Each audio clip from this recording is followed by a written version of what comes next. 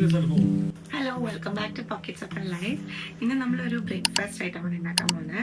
2 different varieties of breakfast ആണ്. ഒന്ന് ഒരു നാടൻ ടൈപ്പിലുണ്ടാവും, ഇനി ഒന്ന് കുറച്ച് കോണ്ടിനെൻ്റൽ ടൈപ്പിൽ.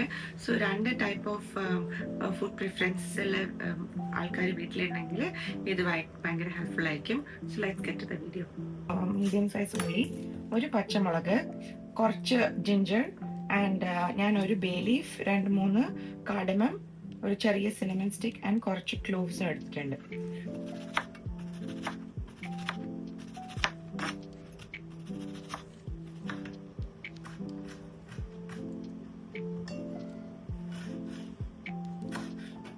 നിങ്ങൾ എന്നെ പോലെ സ്റ്റെയിൻലെസ് സ്റ്റീൽ പാത്രമാണ് യൂസ് ചെയ്യണമെങ്കിൽ ഒരു ട്രിക്ക് പറഞ്ഞുതരാം. ഇതിനെ നോൺ സ്റ്റിക്ക് ആക്കാൻ ഇത് നല്ല ചൂടായതിന് ശേഷം കുറച്ച് വെള്ളം തെളിച്ച് നോക്കണം. അത് അപ്പോൾ ഇങ്ങനെ പേൾസ് പോലെ വരുന്നുണ്ടെങ്കിൽ അപ്പോൾ നല്ലോണം ഹീറ്റായിട്ടുണ്ട്, ആൻഡ് ഇതിപ്പോൾ നോൺ സ്റ്റിക്ക് ആയിട്ടുണ്ടെന്നാണ് അർത്ഥം.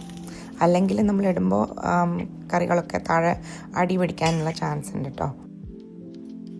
സോ ആദ്യം തന്നെ കുറച്ച് ഓയിൽ ഒഴിച്ച് mustard seeds, ginger, green chilli, കറി ലീവ്സ്, പിന്നെ നമ്മളെടുത്ത് വെച്ച bay leaves, cinnamon stick and cardamom and cloves ഇതെല്ലാം ഇട്ടിട്ട് ഉള്ളി ചേർത്തിട്ട് നല്ലോണം സോട്ടേ ചെയ്യണം.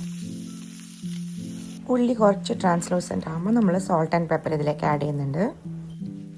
ഇതിൽ കൂടി ഒരു 1-1.5 കപ്പ് ഓഫ് വാട്ടർ അതിൻ്റെ മേലെ ഒഴിച്ചിട്ട് വാട്ടറിനെ നല്ലോണം ബോയിൽ ചെയ്യാൻ വിടണം. ആൻഡ് സൈഡിൽ ഒരു ചെറിയ ബോളിൽ ഞാൻ മുട്ട പൊട്ടിച്ച് ഒഴിക്കുന്നുണ്ട്. ഇതിൽ നമുക്ക് അങ്ങനെ ഇമേഴ്സ് ചെയ്യണം വെള്ളത്തിൽ, എന്നാലും ഇത് പോച്ച്ഡായിട്ട് കിട്ടുള്ളൂ. ഡയറക്റ്റ്ലി നമുക്ക് പൊട്ടിച്ചൊഴിക്കാം, പക്ഷേ അതിൽ റിസ്ക് എന്താണെന്ന് വെച്ചാൽ ചിലപ്പോൾ യോക്ക് പൊട്ടിപ്പോവാൻ സാധ്യതയുണ്ട്. അപ്പോൾ ഫുള്ളി അങ്ങനെ സ്കാറ്ററായി പോവും.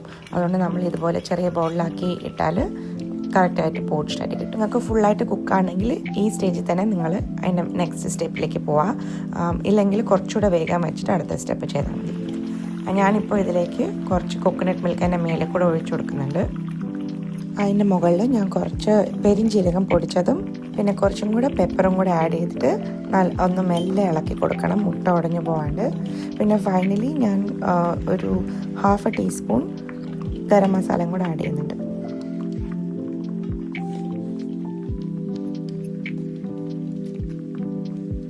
നമ്മളെ വളരെ സിമ്പിൾ സ്റ്റൂ റെഡി ആയിട്ടുണ്ട്.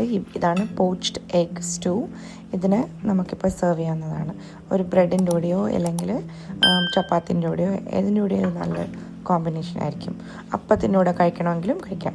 ഞാനിന്ന് ബ്രെഡിൻ്റെ കൂടെയാണ് ഇത് സെർവ് ചെയ്യുന്നത്.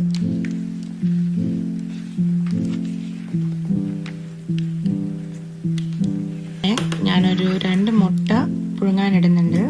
അടുത്ത ഡിഷ് എന്ന് പറയുന്നത് നമ്മൾ ഫിംഗർ സാൻഡ്വിച്ചസ് ആണ് ചെയ്യാൻ പോകുന്നത്. അതിനാദ്യം ഞാൻ കുറച്ച് ക്യൂക്കമ്പറിനെ തിന്നായിട്ട് സ്ലൈസ് ചെയ്തെടുക്കുന്നുണ്ട്, ഇങ്ങനെ ലോങ് സ്ലൈസസ് ആയിട്ട്. ഇതിനെ ഒരു പേപ്പർ ടവലിൽ നമ്മൾ നിരത്തി വെച്ചിട്ട് അതിൻ്റെ മേലെ കൂടെ കുറച്ച് സോൾട്ട് ആഡ് ചെയ്തിട്ട് ഇനിയൊരു പേപ്പർ ടവൽ കൊണ്ട് നമ്മൾ ലേശം ഒപ്പിയെടുക്കണം. അപ്പോൾ ഈ ക്യൂക്കമ്പറിലുള്ള വാട്ടർ കണ്ടൻറ്റൊക്കെ കുറച്ച് അബ്സോർബ് ആവും. ഇതിനെ നമ്മൾ ബ്രെഡിൽ റോൾ ചെയ്യാനാണ് പോകുന്നത്. അപ്പോൾ ബ്രെഡിൽ ആ വാട്ടർ കണ്ടൻറ്റ് സോക്കപ്പ് ആവാണ്ടിരിക്കാനാണ് നമ്മളിത് ചെയ്യുന്നത്. ക്യൂക്കമ്പർ നമ്മൾ സൈഡിൽ വെച്ചിട്ട് നമ്മളൊരു എഗ് സാലഡ് പ്രിപ്പയർ ചെയ്യാൻ പോകണം. ഇതാണ് ബ്രെഡിൻ്റെ ഉള്ളിൽ വരുന്ന ഫില്ലിങ്. ഇതിൽ നിങ്ങൾക്ക് ഇഷ്ടമുള്ള സോസസ് ആഡ് ചെയ്യാം. എൻ്റെ അടുത്ത് ഗാർലിക് മേയോ ഉണ്ടായിരുന്നു, അത് നല്ല ഫ്ലേവർ തരും എഗ്ഗിൻ്റെ കൂടെ കമ്പൈൻ ചെയ്യുമ്പോൾ. സോ ഞാൻ അതിന് ഒരു 2 to 3 ടീസ്പൂൺസ് ഗാർലിക് മേയോ 2 എഗ്സിൻ്റെ കൂടെ ഞാൻ നല്ലോണം മിക്സ് ചെയ്തെടുക്കുന്നുണ്ട്. ഇതിലേക്ക് കുറച്ച് ലൈം ജ്യൂസ്, കുറച്ച് ഒരു ഹാൻഡ്ഫുൾ ഓഫ് സിലാൻട്രോ, കുറച്ച് chilli flakes, pepper powder and lastly കുറച്ച് ബ്ലാക്ക് സെസമി സീഡ്സും കൂടെ ഇട്ട് ഒരു ക്രഞ്ചിന് വേണ്ടി, എന്നിട്ട് അതും കൂടെ മിക്സ് ചെയ്തെടുക്കുന്നുണ്ട്.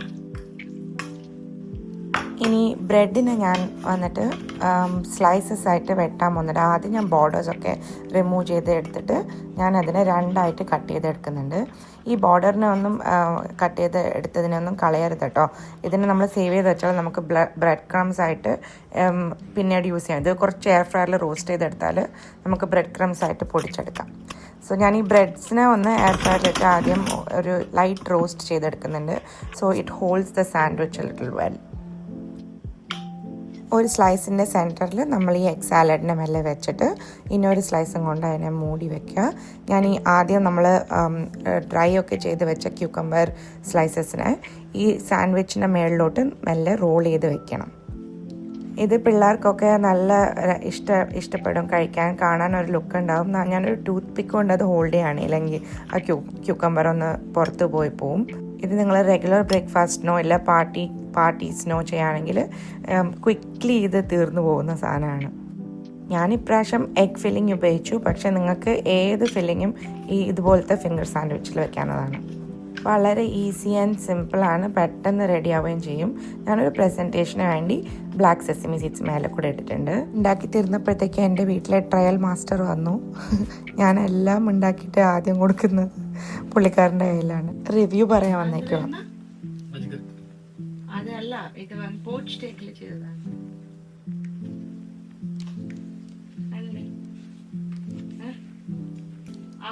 ക്യൂക്കമ്പറിന്റെ കൂടെ കഴിക്കണം.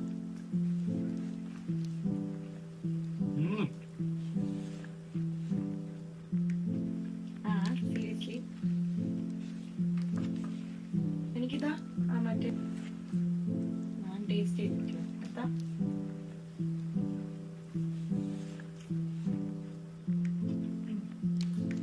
Please try this at home.